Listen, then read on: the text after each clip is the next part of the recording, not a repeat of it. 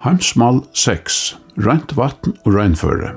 Rent vatn hefur størsta tøytning fyrir at livet litt her av hjørne. Men at tryggja öllum rent vatn verður ein størsta allheims avbjørngin i framtøyene.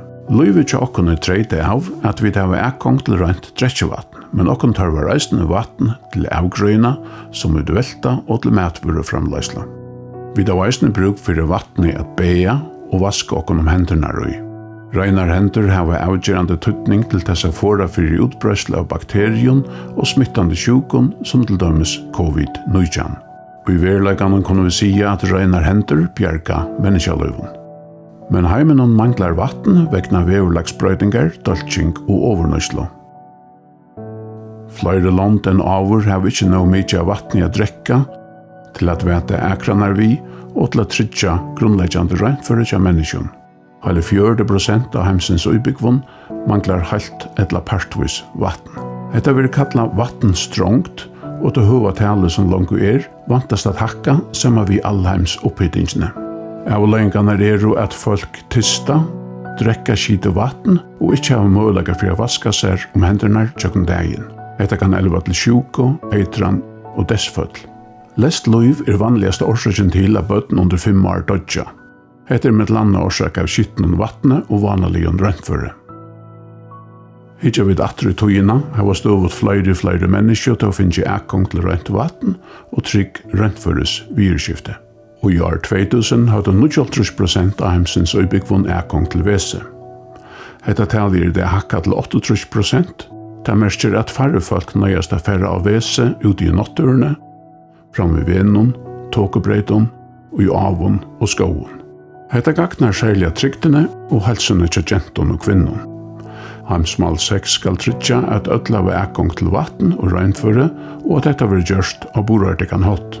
Av tøy at vatn et avmarska tilfange, hever det større tøytning nu enn nekrantøy at vatn vil vidgjørt borardikt via tryggja, at ødla av ekong til vatn, at ødla av rad til vatn, og at nå mykje av vatn til. Borardig vidgjør av vatn hever flere tøytningar. Vi skulle vidgjøre spyttelvatn såleis at det skal kunne endurnytast. Vi skulle sauna og bruka regnvatn og verja og endurskapa det gjøtje som fekstvatn og grunnvatn kommer fra.